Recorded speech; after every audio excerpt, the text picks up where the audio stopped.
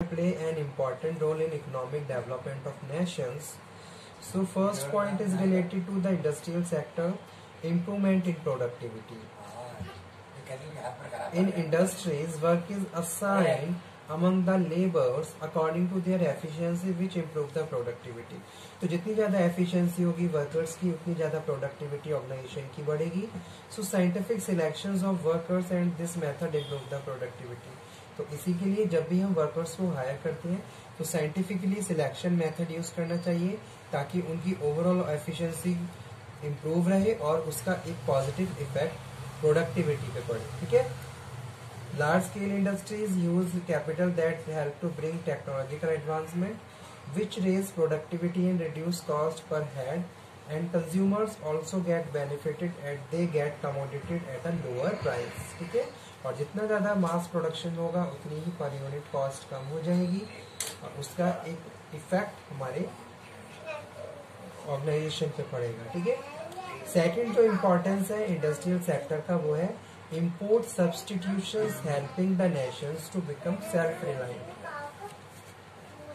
Capital goods and consumer goods whichever earlier imported from the foreign is now produced inside the country through the large scale industries. Unless the large scale industries are developed, we need depend upon the foreign countries in heavy electricity, chemical fertilizers and other consumer goods. So due to the development of large scale industries, all these commodities are produced inside the country and there is no need of import which is known as import substitutions. ठीक है. तो जितनी ज्यादा हमारी industries बढ़ेंगी उतना ज्यादा हम हर तरीके के गुड्स को प्रोड्यूस कर पाएंगे और उसको हमें किसी दूसरे देश से इंपोर्ट करने की जरूरत नहीं पड़ेगी. ठीक है. तो large scale industries has make our country self reliant and many fronts. ठीक है.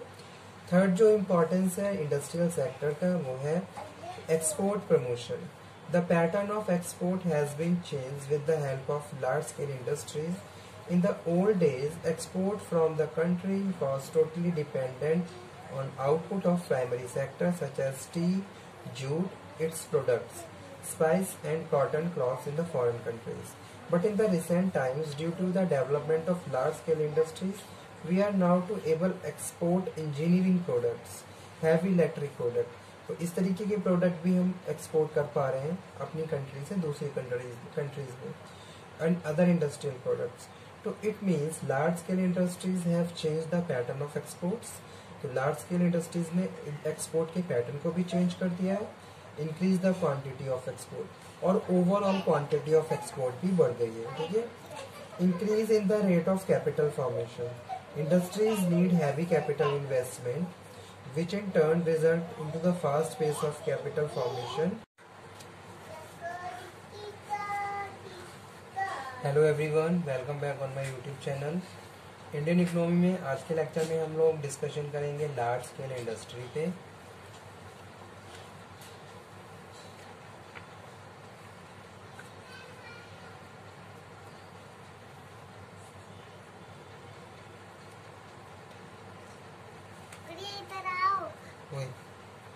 तो स्टार्ट करते हैं.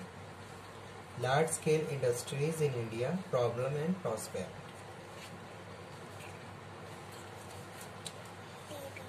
Large scale industries refers to the industries which require huge infrastructure.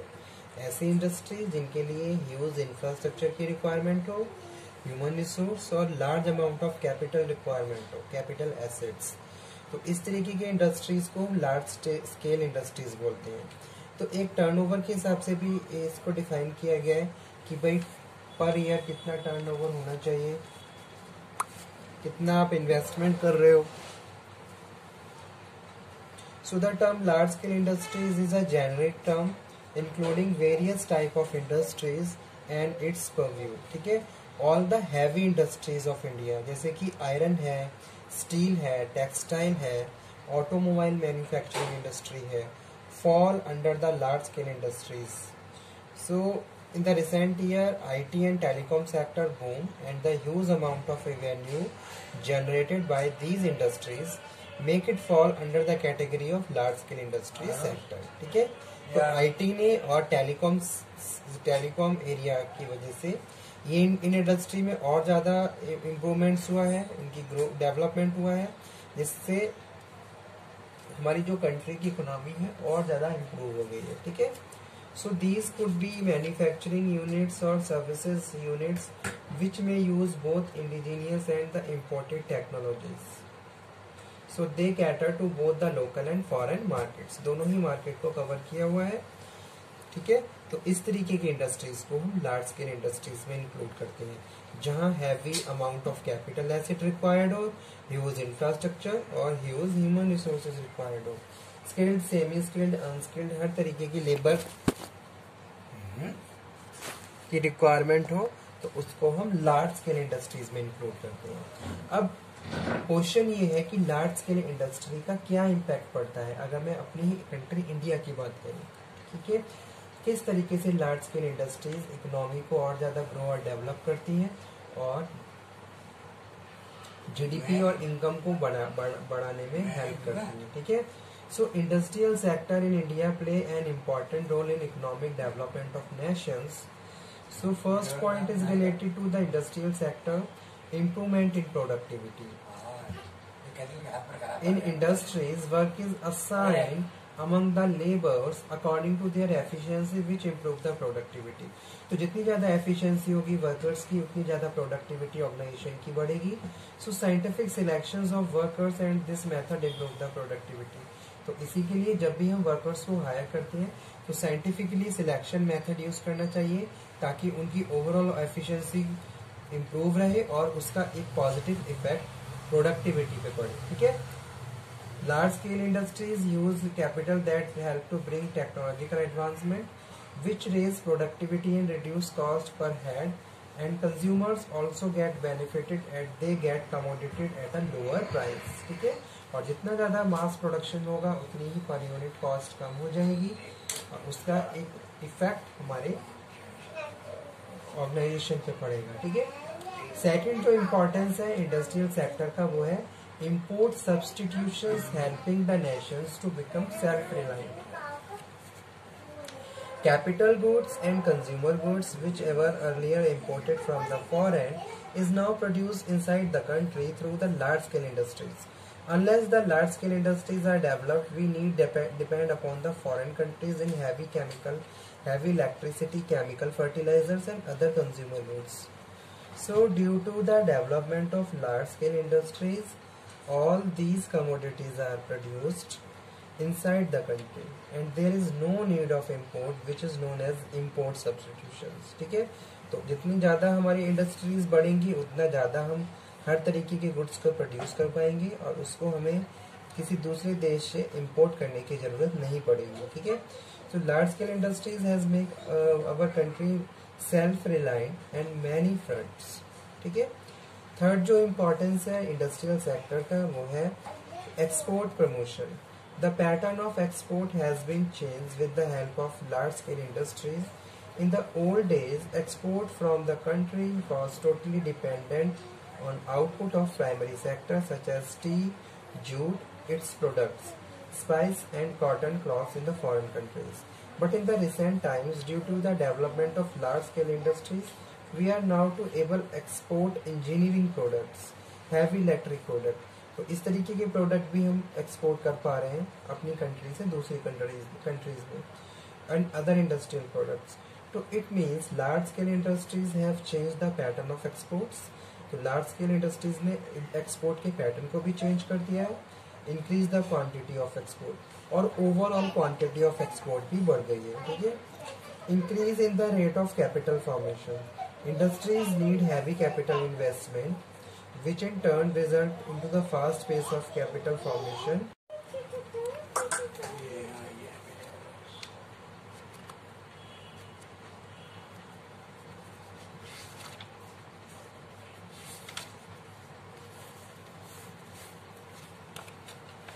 Next जो इम्पोर्टेंस है वो है skill development. An industry develop skill and ability of individual. So we can say industry is a factor which is responsible to build up the country manpower. ठीक है, जितनी ज़्यादा industrialisation होगा उतनी मैन पावर बिल्डअप होगी, उनके skills polish होंगे, वो नई नई चीज़ों को जानेंगे, उनकी अवेयरनेस बढ़ेगी, उनकी नॉलेज इम्प्रूव होगी।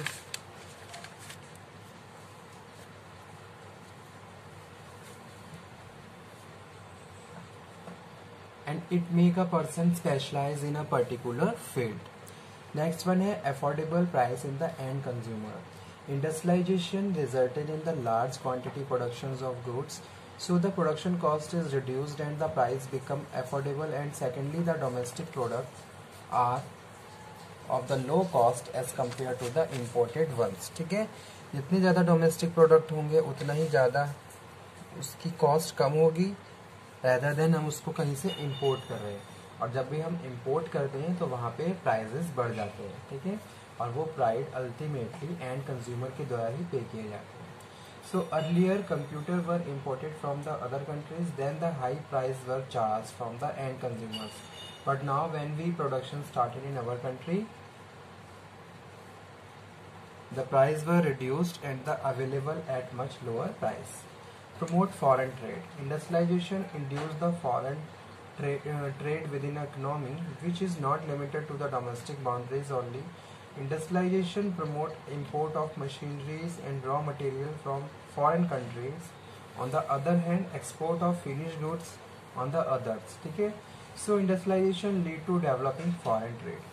और ज़्यादा फॉरेन ट्रेड बढ़ता है, जितना ज़्यादा इंडस्ट्रियलाइजेशन होगा इंटरनेशनल मार्केट को भी कवर किया जाएगा। Development of various banking, insurance and financial institutions. Industrialization in nation had lead to establishing various financial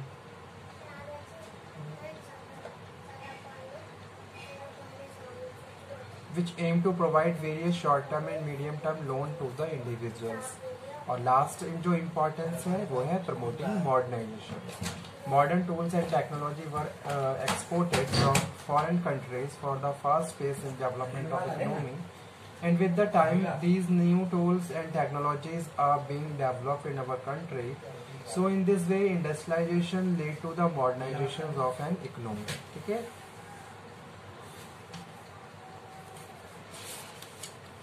तो ये इम्पोर्टेंस पॉइंट थे जो कि रिलेटेड है इंडस्ट्रियल सेक्टर इन इंडिया से.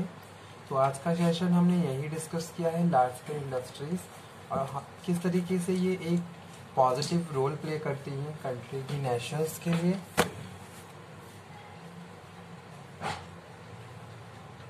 Okay student, thank you very much.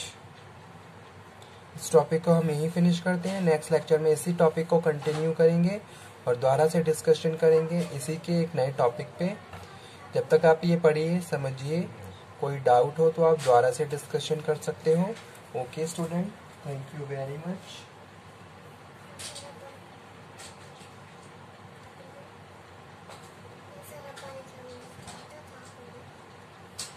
Thank you.